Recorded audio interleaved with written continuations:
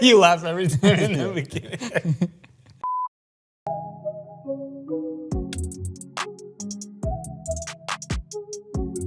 Hello, everyone. Welcome back to a conversation starter. Thank you guys for joining us. I'm Pastor Mario. This is Dawson, one of the youth leaders. Dawson, one of the youth leaders. And we're excited to give you another conversation starter, something to keep the conversation going with what we're learning here at Youth Group, CBC Youth, and a way for you guys as parents to be involved in the discipleship of your student. And so this past week, we jumped back into Genesis. Yeah. And we went into Genesis chapter 18. And, we told the kids, 18 and 19, we're going to be hitting into some really dark stuff. Yeah. Dark, hard stuff. We're going into the events of Sodom and Gomorrah and God's judgment on that city and all of the things that are happening in that city and kind of this whole, this very intense, wrathful situation that God is going to have against the city. But before we end up getting into that, in Genesis chapter 18, there's like two really beautiful moments that happen. And we talked about these two moments. So the first one is in Genesis 18, the first half is God appears as three men and appears to Abraham. Just like Abraham is chilling in Mamre, and God appears to him and goes and allows Abraham and his family to serve him. And they go into his tent and they make him food, which is actually just bread and milk. Yeah. Gives him bread and milk. Yeah. And God eats with them and has this fellowship with them. And promises them again, reassures the promise that, hey, by this time next year, you're going to have a child. Get to the whole situation of Sarah laughing. Yeah. She And kind of just chuckles to herself, but of course God knows. God knows. Yeah. And calls her out on it and said, why'd your wife laugh? And she's like, I didn't laugh. And then he asks her why she lied. You did laugh. Yeah. You did. Great interaction. It's a wonderful thing. And I love the way Logan read it too. It was really Yeah. funny. So we talked about this word called the condescension of God, not condensation, but condescension, which is this idea of God lowering himself to our level in order to have relationship with us. Yeah. And we see this in God appearing to Abraham, Yeah. Abraham now and his family. And he's going into his space. He's eating their food, bread and milk. Yeah. Nothing fancy. Yeah, he doesn't make Abraham toss everything aside and, build this huge altar or anything. And he's not expecting this triumphant entry. He's just there, just kind of sharing a meal with them in this really cool, cool scene of God coming down as the Trinity. Yeah. And having a meal with Abraham and his wife. And his family. Yeah, it's so cool. Yeah. And I think, in the small groups, we kind of hit on John chapter 1 and how, this is also seen at its fullest with the incarnation of Jesus. Yeah. Jesus coming, God the Son coming, wrapping himself in flesh, and he's literally lowering himself. Yeah. Condescending himself to us. To dwell with us. And so we really talked about that and how wonderful that is. And then the second half, we talked about something really beautiful. Yeah, we talked about a great picture of mercy. Yeah. So the second half of 18, which we encourage you to go back and reread 18 for your scripture time. Yes. But the second half is just this interaction between Abraham and God, where God kind of reveals that he's here on earth to judge Sodom and Gomorrah. And so obviously Abraham knows, a couple chapters back, Abraham and Lot, his nephew, split. And Lot went to Sodom and Gomorrah, right outside Sodom and Gomorrah, but now he's living in the city. And so Abraham knows this. He knows that he's like, oh no, Lot's there. Yeah. And so Abraham is pleading with God. He's kind of interceding for that people, which is a great image. But Yeah. and so they have this interaction where Abraham's like, well, if you found 50 righteous people, would that be enough to save the city? And God's like, yeah, if I found 50 righteous people, I would save the city. And then Abraham's like, sorry to do this, but what if you found 40? And God's like, yes, okay, if I found 40. And Abraham again is like, sorry that I keep asking. What if you found 30? And God's like, yes, if I found 30, I'd save the city. And then Abraham does it again. He's like, I'm going to keep asking. What if you found 20? And it goes all the way down to 10. Yeah. He's like, if you found 10 righteous people, would you save the city? Which is this city of millions. It's this huge city. And God's like, yes, if I found 10 righteous people in this city, I would save this city. And obviously we know that because he's God, he knows that there's not 10 righteous people in this city. Yeah. But he entertains Abraham, and he just, again, he's like this great picture of mercy where he's reassuring Abraham that this is thought through. He's not just doing this to, he's not just doing this to come out and wipe out a city. Like, he knows the kind of cost that it will have, but he knows also that this is a very wicked people. And so that, that builds to that hard, next week it's going to be a hard chapter. But this is a good image of God being very responsive to Abraham. And just very much so acknowledging him in that way. Yeah, it's a huge picture of God's mercy. Because like you said, like God knows. Yeah, he knows there's not 10. God knows that there's not 10 righteous people in the city.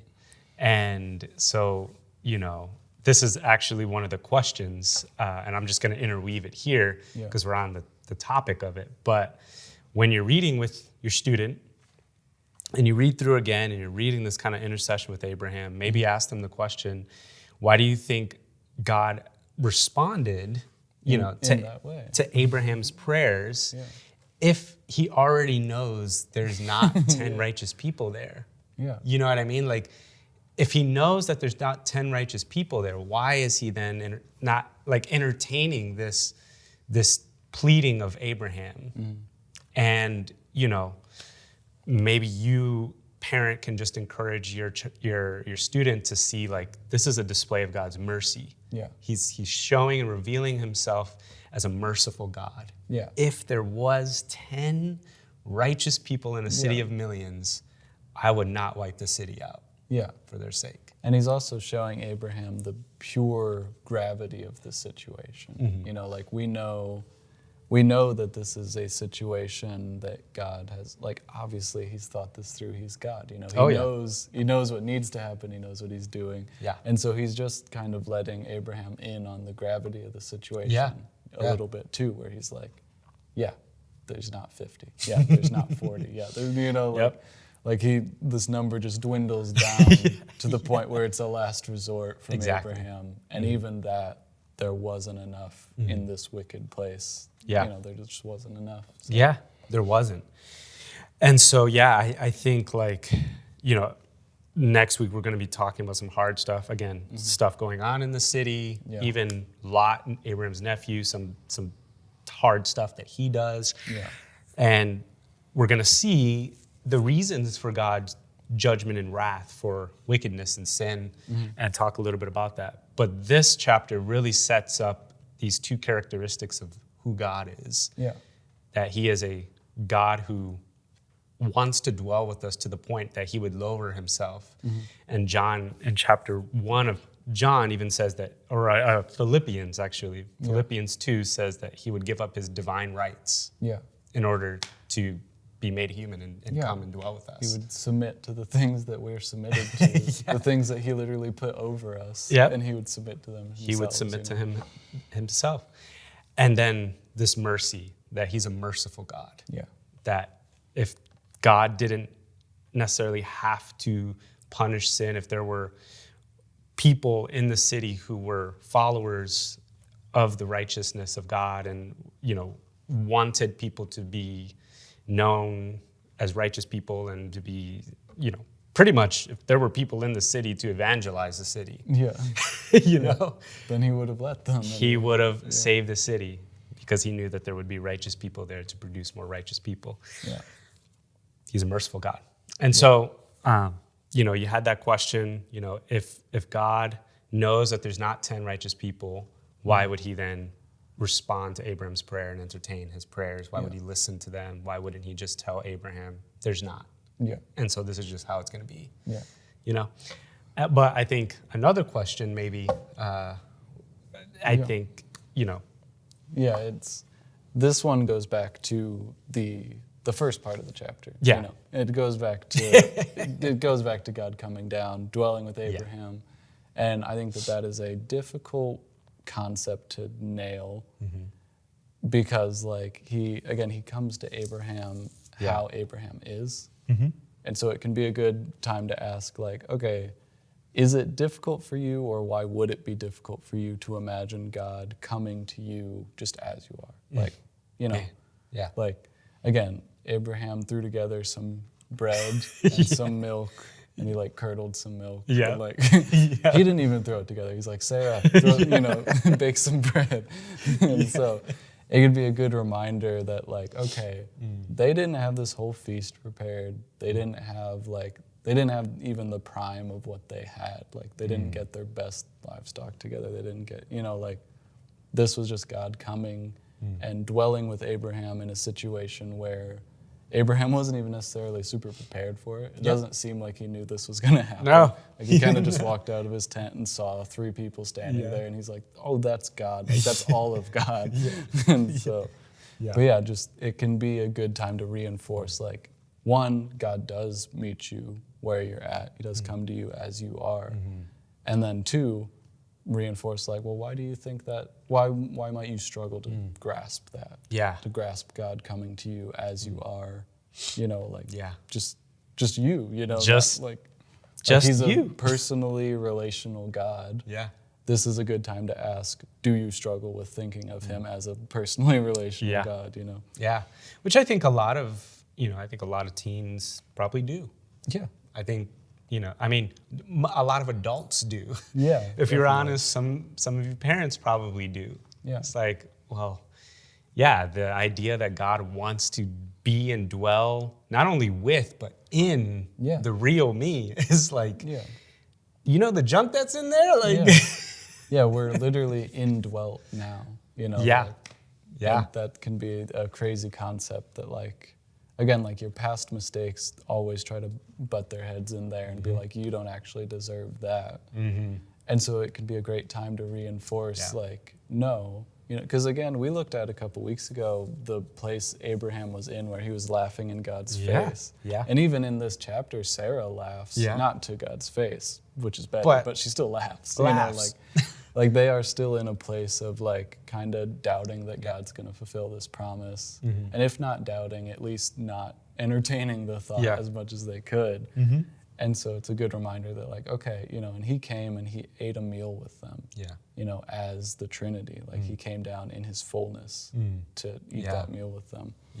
And it can be a good reminder that that past stuff that tries to butt its head up, that doesn't, if that mattered, he would not have come down and had this interaction with them. He wouldn't have entertained Abraham later when he's asking him to be merciful to these people, all of this is happening with people who are imperfect, who are people, and God is still interacting with them in this way, He's still doing it, and I think that's a great way to end it. It's such a cool image from this chapter. It really is, and I encourage you, we encourage you, read it again with your student. Again, whenever you guys do devotional time, and aside from the readings actually there was no readings this Sunday. So these can be literally readings.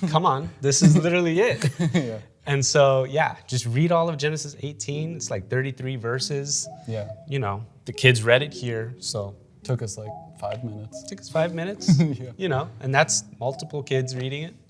Probably won't take you guys that long. But some great things to think about, and we hope that it just encourages more and more conversation.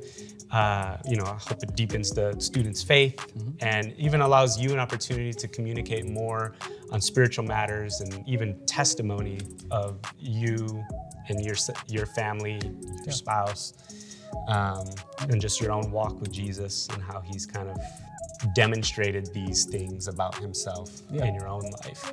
And so we hope that this blesses you, and we hope you guys have a great week, and we will see you guys next week. Yeah, see ya.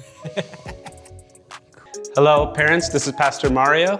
Thank you guys for joining us for this week's Conversation Starter. If you want more ways that you can engage with your youth, you could check out the other Conversation Starters here on my side. Thank you guys for joining us. Hope you guys are doing well.